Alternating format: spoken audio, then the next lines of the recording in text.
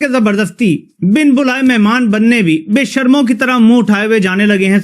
अर्दली और उसका मालिक जेनीवा पहुंच गए। नादरीन, स्विट्जरलैंड बर्गनस्टॉक में मुज़ाकरात चल रहे थे, बड़ी ड्रामाई सूरत हाल पैदा हो गई और बड़ी परेशानी हमने देखी शहबाज शरीफ के चेहरे पे भी, और अमेरिकन को भी हमने परेशान देखा, और ईरानी जो हैं वो बाइकआउट करके चले गए एक तकरीब का।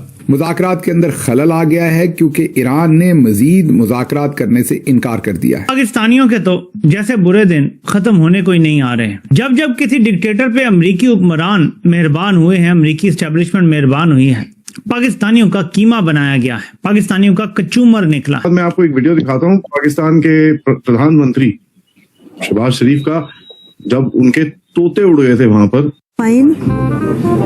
بحسب السلطات السويسرية هي ستقتصر على اليوم فقط، ولكن سيكون هناك لجان। इसकी हंसी आपने गौर से देखनी है जब ये बात करेगा कि दो ही लोग हैं, एक इंडियन है मेरी बीवी और एक पाकिस्तानी है आसिम मुनीर, तो उसकी हंसी आपको समझ आएगी जैसे कि किसी बच्चे को खिलौना, ये देखें, ये जैसे किसी बच्चे को खिलौना मिल जाता है ना, इस तरह ये हंसी हंसी जा रही है। पाकिस्तान की सिचुएशन बड़ी अजीब। शहबाज शरीफ साहब का मैंने चेहरा देखा, फील्ड मार्शल आसिम मुनीर का, तो फील्ड मार्शल आसिम मुनीर का तो गूंगा चेहरा है, वो जैसे भी उनका एक पोस्चर होता है। वहां पे स्विट्जरलैंड में बैठे हुए जफियां और पपियां कर रहे हैं इस वक्त अपने अमेरिकी आकाओं को, और दूसरी तरफ जो कुछ हो रहा है कश्मीर के अंदर जो हम आपको दिखाने जा रहे हैं, तो ये कोई पहली दफा नहीं है कि वी लव पाकिस्तान। ये अमेरिका ने ज़ियाउल हक के ज़माने में कहा कि पाकिस्तान पता नहीं क्या कुछ है, और वो जो मुजाहिदीन थे उनको व्हाइट हाउस में टिक्के खिला दिए उसने, रेगन ने, लेकिन क्या मिला पाकिस्तान को? हम लाते हैं टॉक शोज और अनलिमिटेड एंटरटेनमेंट सिर्फ यूट्यूब पर। अगर आपने अभी तक हमारा चैनल सब्सक्राइब नहीं किया तो अभी सब्सक्राइब करें और बेल आइकॉन को क्लिक करके हमारी लेटेस्ट वीडियोस के बारे में अपडेट जानें। बर्गनस्टॉक स्विट्जरलैंड में मुज़ाकरात होने जा रहे हैं ईरान और अमेरिका के। मैंने ये खोज लगाने की कोशिश की कि ये पैसे कौन खर्च कर रहा है, पता चला कि पैसे तो कोई नहीं खर्च कर रहा। फिर पता कि ये बर्गनस्टॉक रिजॉर्ट जो है ये किसका है, पता चला ये तो कतर का है, कतर की एक एंटिटी ओन करती है। आखिर मान ना मान मैं तेरा मेहमान, पर तुम्हारी हैसियत क्या है?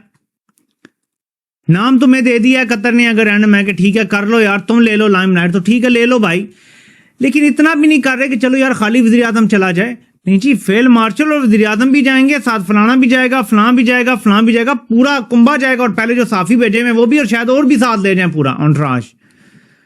और कर कौन रहा है अरेंज? सब कुछ कतर। जिस जगह पे हो रहा है वो कतर की एंटिटी ओन करती है, बर्गनस्टॉक रिजॉर्ट जो है। सो बर्गनस्टॉक है या बर्गनस्टॉक है, जो भी नाम है उसका, बरन कहने का मतलब यह है कि कुछ शर्म आ जानी चाहिए बंदे को। आप क्यों जबरदस्ती घुस रहे हैं? लेकिन इससे एक और चीज निकल कर आ रही है। देखें, जब नेतन्याहू ने इस एमओयू की खिलाफ वर्जी की और लबनान पे चढ़ दौड़ा, ठीक है, और सबूत इसका मजीद यह है कि उसके फौजी लबनान की हदूद के अंदर मारे गए, कि वो खुद कहता है, ठीक है, बीच में उन्होंने खिलाफ वर्जी की है, वरना तो उनको जंग बंद कर देनी चाहिए और फौजी वापस बुला लेना चाहिए थे, वो नहीं बुला रहे। अब गौर करना है आपने, ईरान का वजीर खारजा फोन उठाता है और पाकिस्तान से कहता है जनाब आप मीडिएटर हैं, कुछ करें। पाकिस्तान से कोई फोन उठाता है और सऊदी अरब को कहता है सर जी तुसी गल करो ना आगे। वो कतर को बताते हैं कि भाई मीडिएशन तो आपने, शायद ईरान ने डायरेक्ट राब्ते भी कतर से ही किए। फिर जाके अमेरिका तक पैगाम पहुंचा। जिस मीडिएटर की ये औकात हो कि वो डायरेक्टली कुछ भी ना कर सके, वो सालिस कहलाने के लायक है? आप मुझे बताएं।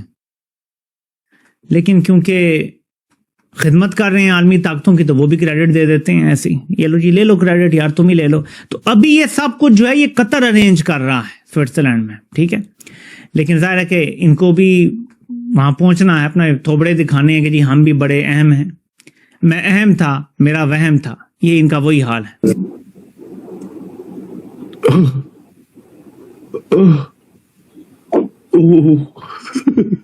रियलिटी स्ट्राइकिंग कि यार आ की होया, ये क्या हुआ, हमारी तो पूरी एफर्ट ही फेल हो गई,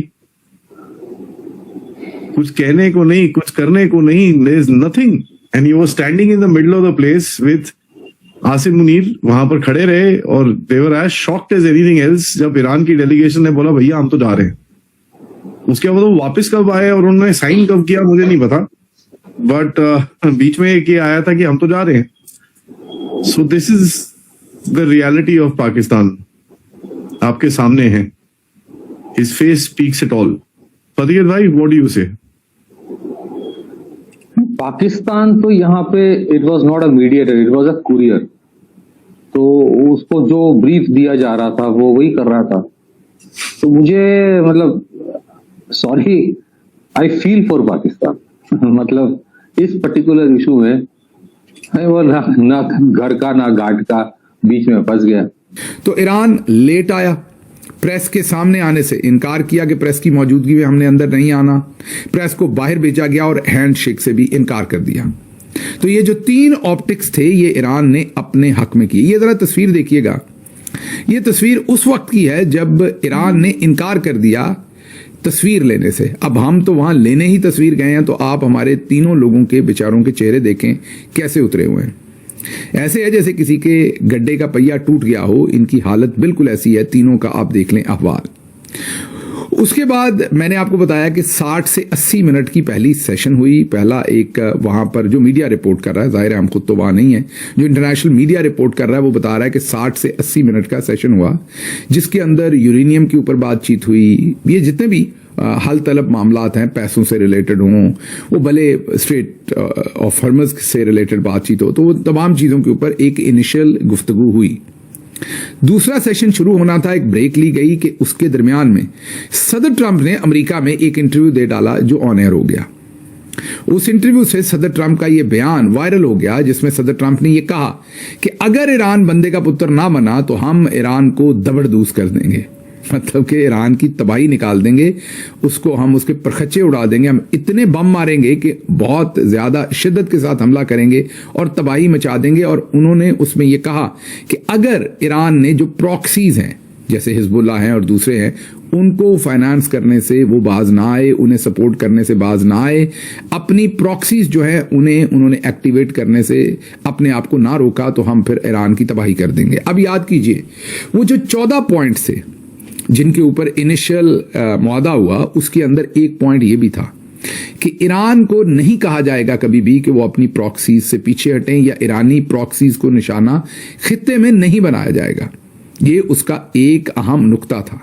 तो ईरान पहले ही वो अपने लिए एक किस्म की रेड लाइन लगा चुका है कि हमने इससे पीछे नहीं जाना।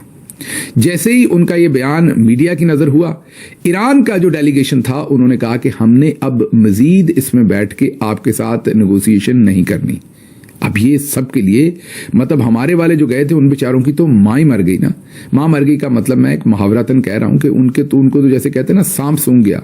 उनको समझ ना आए कि हम जाए कहाँ, हमने तो ये सारी तस्वीरों के लिए मामला बनाया था, तो अब ये किस तरफ चल निकला है। बहरहाल ईरान ने इस बात से इनकार कर दिया कि जब तक सदर ट्रंप इस तरह के बयान देने से बंद नहीं करते और अपने ये अल्फाज वापस नहीं लेते जो उन्होंने आज अदा किए हैं, हम मजीद इस नेगोशिएशन में नहीं बैठेंगे। पाकिस्तान की इसमें कोई हैसियत नहीं है, कोई किरदार नहीं है। जो नेतन्याहू कर रहा है, अरब ममालिक की तरफ से अगर स्टर्न कॉल आएगी तो नेतन्याहू रुकेगा। सऊदी अरब, कतर, इवन आप मिस्र को भी ऐड कर लें बीच में, उनका भी किरदार होगा। ये ममालिक अगर मिल के टफ बन के खड़े होंगे तब जाके ये मामला किसी किनारे लगेगा, वरना दोबारा जंग की तरफ ही मामला आ जाए। कहा यह जा रहा है कि अभी जो सफारतकारी हुई है ये तारीख में दूसरी दफा हुई है।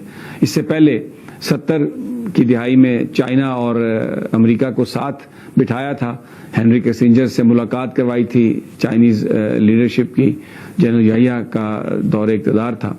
तो लेकिन जुलाई में ये सफारतकारी हुई थी और फिर दिसंबर में पाकिस्तान 2 टुकड़े हो गया था। भारत ने पाकिस्तान पर हमला किया और मशरकी पाकिस्तान को हमसे अलग कर दिया। तो अय्याज ज़मीर साहब कहते हैं कि उस पहली सफारतकारी के समरात का जिक्र ना करें, दुआ करें कि ये जो अब सफारतकारी करवा रहे हैं इसके कभी कोई नताइज कुछ ऐसे ना हो। खुदा न खास्ता पाकिस्तान के कुछ हिस्सों में कोई ऐसी बात ना हो जाए। और अगर हम मंजर पर नज़र डालते हैं, इस वक्त कश्मीर में देखें क्या हो रहा है, रावलाकोट में क्या हो रहा है, पूरे कश्मीर में एहतजाज कहाँ तक पहुँच गया है। गिलगित बल्तिस्तान में देख लें आप, अभी तक सड़कें बंद है, वहां पर एहतजाज हो रहा है इलेक्शन नतायज के हवाले से। और बलूचिस्तान में जो एक हुकूमत में लोग हैं वो कहते हैं कि अमलन 80-85% बलूचिस्तान जो है वो हमारी डोमेन में ही नहीं है, वहां पर जो दहशतगर्दी है उसका राज है। तो आपको ये वीडियो कैसा लगा कमेंट बॉक्स में जरूर लिखिए, इस वीडियो को लाइक कीजिए, शेयर कीजिए, सब्सक्राइब करना ना भूलिए आपके चैनल EFC और जेड को। तो मिलते हैं अगली वीडियो में। जय हिंद।